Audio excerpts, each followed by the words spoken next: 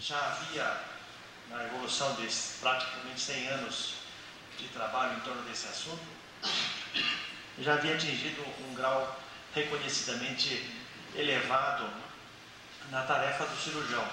É uma das áreas em que o procedimento cirúrgico se mostra de grande eficiência, com pequeno índice de complicações e pequeno índice de acidentes e de maus resultados. Entretanto, diante dessa situação da litíase sintomática, cujo tratamento cirúrgico está basicamente indicado, exceto se houver contraindicação formal por doença de outro aparelho, como cardiocirculatório, renal, insuficiência hepática, doença neurológica grave, deficiência intelectual. Fora disso, o tratamento é cirúrgico e, a respeito disso, tem se estudado as complicações, buscando minimizá-las e tornar o ato operatório ainda mais brilhante nesta área da cirurgia, porque é, como disse, todos sabemos disso, uma das áreas de maior eficiência do tratamento operatório.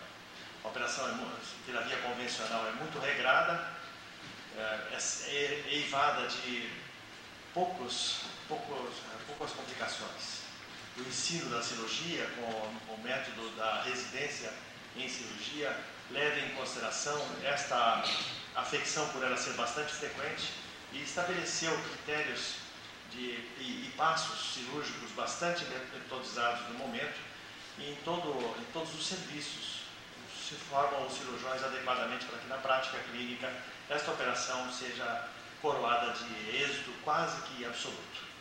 Entretanto, as complicações são referidas da forma convencional e essas mesmas complicações são estudadas modernamente a partir de cerca de 10 anos, quando o procedimento entra na prática clínica. A partir de 1987, na França, se realiza o primeiro procedimento da colecistectomia por videolaparoscopia e desde então se estudam as complicações dos acidentes. Interessante dizer que repete-se pela via laparoscópica as complicações da via aberta. Formam-se coleções, abscesso subhepático, pode ocorrer fístula biliar decorrente de lesão da via biliar principal ou de ramos, de seus ramos, ou mesmo fístulas em decorrência de canalículos aberrantes que chegam à vesícula biliar através do leito hepático. Por causa disso, icterícia pós-operatória, pelo coliperitônio ou por estenose parcial ou total da via biliar principal, e ainda um fato que cerca a cirurgia da região do andar supramenocólico, que é a pancreatite aguda, o que tem incidência mais frequente no tratamento cirúrgico da doença biliar. Seguinte, frequentemente a pancreatite já está instalada antes da operação, mas muitas vezes ela é decorrência do ato do cirurgião. Os estudos iniciais, como esse de 1992, feito por um dos líderes da cirurgia laparoscópica, o Dr. Périssat de Bordeaux, que presidiu o Congresso Mundial de Cirurgia Laparoscópica naquele país, estudos multicêntricos de 3.700 casos, já nesta fase, França e Bélgica, em 1992, notou mortalidade de 0,13%, mortalidade semelhante à da via convencional. Morbidade não desprezível, 3,5%, é uma morbidade expressiva. Conversão laparoscópica, 7,3%. A necessidade que tem o cirurgião, principalmente em sua fase inicial de treinamento e diante de casos considerados de colecistectomia difícil, a necessidade da conversão para a via aberta. E desde já eu ressalto para os cirurgiões que estejam se iniciando, para os acadêmicos, de que converter uma operação que está iniciada pela via laparoscópica para a via convencional não representa em absoluto qualquer desdouro para a equipe cirúrgica, muito ao contrário, a meu ver, é um indício de maturidade que cada equipe, em uma determinada oportunidade, verifica a necessidade desta conversão. A lesão do hepatocolético, que é uma das lesões mais temidas, uma das complicações mais importantes, ocorre na via laparoscópica, pelo menos nesta fase inicial, e a revisão da literatura e a nossa própria experiência mostra que este fato da lesão do hepatocolético permanece mesmo com as equipes já tendo amadurecido por alguns anos a sua experiência e levando em consideração que novos cirurgiões vão se familiarizando com o procedimento e mantendo nível expressivo de lesão hepatocolérica. Eu digo expressivo, embora seja 0,8%, porque o número de operações cresce rapidamente. A doença da vesícula biliar é muito frequente, em certas áreas do globo ela incide como uma das mais frequentemente tratadas por método operatório, e dado este fato, pela alta incidência da litíase da vesícula, a cifra aparentemente pequena de 0,8%, do ponto de vista numérico, transforma-se num número importante de doentes para uma lesão muito grave. Se fosse uma lesão menor, de pouca repercussão, não teria importância, mas a lesão do hepatocolético, a lesão cirúrgica iatrogênica do hepatocolético, pode representar uma condição extremamente preocupante. Em geral, ela é essa situação porque ela gera com frequência estenose da via biliar principal, de tratamento difícil, que exige metodologia cirúrgica ou de dilatação endoscópica ou dilatação transparietal pela radiologia intervencionista, mas os resultados deixam a desejar quando se instala a estenose da via biliar principal. E nós vamos comentar isso no final dessa primeira parte da exposição, a respeito especificamente da lesão com secção parcial total do hepatocolético. O seguinte, existem limites que se estabeleceram para a mastectomia videolaparoscópica, e eu aproveito para dizer que esses limites vêm alterando-se. A experiência no mundo inteiro é pequena, menos de 10 anos. A nossa experiência pessoal ultrapassa pouco mais de 5 anos. Mas no decorrer desses poucos anos de evolução da videolaparoscopia para tratar a vesícula calculosa, esses limites vêm se alterando. Embora persistam sempre limites relacionados ao próprio doente, dificuldades de ordem da condição orgânica, da anatomia do paciente, dificuldades relacionadas às vias biliares propriamente, a condição do equipamento, não é raro ter que se interromper um ato videolaparoscópico porque o equipamento deixou de funcionar no meio da operação e nós somos obrigados a converter, dificuldades do ato anestésico, de quando em quando o anestesista solicita a suspensão da pressão intraperitoneal do CO2 e com isso pode-se interromper temporariamente, depois manter uma pressão intraperitoneal mais reduzida, mas vez ou outra há necessidade da conversão, por terem surgido alterações cardiocirculatórias, respiratórias, retenção de CO2, impossibilidade do anestesista de manter os níveis de PO2 adequadamente, a saturação adequada, e com isso a necessidade da conversão. E por fim, a experiência da equipe cirúrgica. Cada caso difícil representa um obstáculo maior ou menor conforme a experiência da equipe. É muito natural o fato, todos nós temos que passar por uma fase de treinamento e de aprendizado e devemos compreender as limitações próprias nossas e da nossa equipe e modificar o procedimento para uma forma com a qual nós estamos bem familiarizados, que é a via convencional. É verdade que no futuro, provavelmente, a formação do jovem cirurgião estará muito mais frequentemente ligada à videolaparoscopia do que a via convencional. Mas, felizmente, não vai desaparecer a via convencional para outras afecções. Os passos cirúrgicos e a metodologia são dos princípios básicos cirúrgicos são os mesmos em qualquer área de atuação, e o cirurgião saberá aplicar estes passos da via convencional para realizar pela via aberta aquilo que ele faz treinadamente por via laparoscópica. Acho que quanto a isso não vai haver dificuldade no futuro, especificamente pelo número maior de operações que fazemos por videolaparoscopia para tratar a vesícula biliar em relação à via convencional. Quanto às dificuldades relacionadas aos pacientes, já falei, as alterações, a hipertensão portal ainda não me referi, cria uma condição local de possibilidade de sangramento muito acentuada, dificultando o método, mantendo o sangue abundantemente na região da operação e com isso perturbando a visão das estruturas, o que no caso da vesícula biliar, pelo vilho hepático ali presente, pelo pedículo da vesícula, pode estabelecer uma situação de dificuldade especial que obrigue a converter.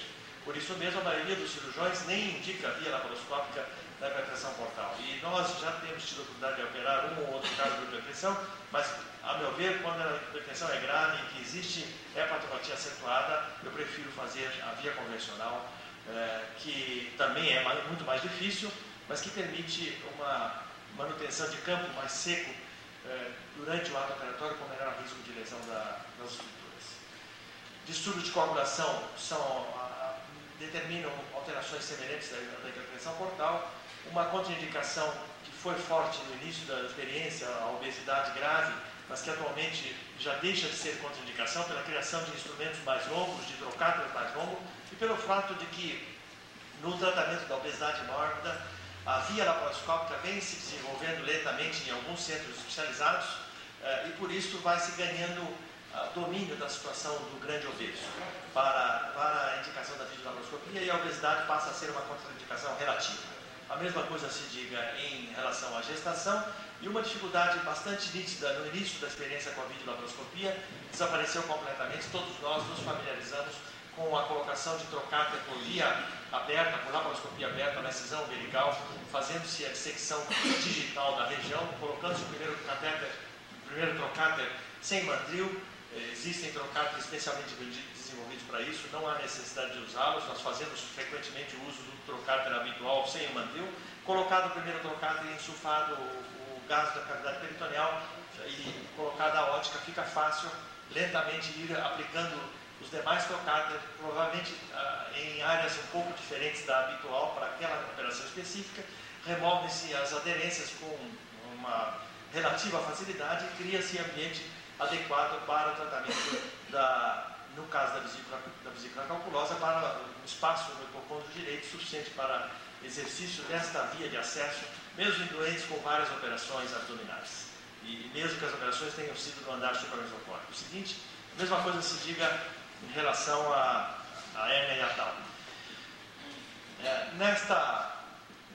Nesse período de nossa experiência, a partir de janeiro de 91 até março de 96, nós tivemos a oportunidade, juntamente com o nosso grupo de trabalho, de realizar a cirurgia videolaparoscópica em aparelho digestivo em 1.452 casos, sendo que a colestectomia foi feita em 1.207 casos, 59 casos de refluxo gastroesofágico que já falei, apendicectomia 62, aqui o grupo de trabalho da Angelita, do Afonso e da Magali, 63 casos de cirurgia coloretal, poucos casos de tratamento da úlcera duodenal pela eficiência muito acentuada do tratamento clínico, e por isso nos restam poucos casos a indicar a operação para tratar a úlcera. Hernia inguinal, temos 8 casos no momento e algumas outras operações mais raras. Mas eu trago numa fase intermediária da experiência, recente ainda, na fase em que tínhamos 1.067 colestectomias realizadas, acidentes em 8,1%. Quais foram eles? A lesão da vesícula biliar durante a sua dissecção, principalmente quando vai se fazer a remoção em relação ao leito hepático, a sua perfuração em 6,9%. O sangramento da parede, da artéria cística do leito, os ferimentos de víscera, fígado, cólon e delgado, que já referi ontem, 0,4%. A lesão da via biliar principal, 0,3%, 3 casos, em cerca de 1.000 casos. Enfisema de fígado e escroto, em 1 caso. Seguinte, por favor. Complicações que tivemos num período anterior de estudos nossos. 902 casos, nós tivemos infecção da ferida cirúrgica, foi dominante nessa casuística, 1,3%, infecção urinária, hérnia umbilical, que já referi, pancreatite aguda, embolia pulmonar, acidente vascular cerebral de certa gravidade, com redução definitiva de parte da atividade motora do paciente, no pós-operatório imediato, ainda com o doente internado, no segundo dia pós-operatório, escape do canal cístico pós-operatório, em um caso que levou a cólica eritônica, sepsemia em um caso que não levou à mortalidade. Tempo de internação médio neste período, até janeiro de 95, 2,7 dias, índice de conversão de 3,8, índice de conversão bastante próximo à média da literatura, e da experiência brasileira também. Acidentes operatórios em 9,6% e complicações em 2,5%. Seguinte, esta situação da colestectomia laparoscópica levou a maioria dos cirurgiões, como neste caso a nossa preocupação, em avaliar, a partir de uma fase inicial da experiência, em 1993, qual seria a comparação da morbidade, da mortalidade em relação à via convencional. Surgiram muito poucos estudos comparativos que a gente saiba, e isso por uma razão clara, porque o entusiasmo trazido pelo método da via laparoscópica e os primeiros resultados benéficos no sentido de permanência hospitalar muito curta, de conforto maior para o doente no pós-operatório, fez com que os cirurgiões logo fossem abandonando a via convencional. porque se mostrou desde o início que não houve aumento acentuado, pelo menos, da mortalidade e da morbidade. E disso, a partir de uns poucos anos da experiência mundial, tornou claro que não havia razão mais para se fazer estudo comparativo por sorteio programado, randomizado. E os estudos comparativos passaram a ser feitos no mesmo serviço com casuística anterior, como nós mesmos fizemos nos nossos primeiros 100 casos, ou com casuísticas comparativas desse tipo. Nós tivemos a oportunidade, em 1993, de tomar conhecimento desse trabalho de Roslin e seus colaboradores nos Estados Unidos, que analisou 5 serviços grandes, entre os quais serviços universitários, por um ano de atividade, em 1989, onde foram operados 42 mil doentes de vesícula calculosa pela via convencional. E nós, nesta fase, tínhamos 630 doentes submetidos à colestectomia por via laparoscópica. E cotejamos a morbidade, encontrando praticamente os mesmos índices. Cotejamos a morbidade, a mortalidade, não notando diferença dos índices também. E quanto ao tempo de hospitalização, aquilo que a literatura vinha consignando. Baixou expressivamente o tempo de hospitalização quando se iniciou a via laparoscópica.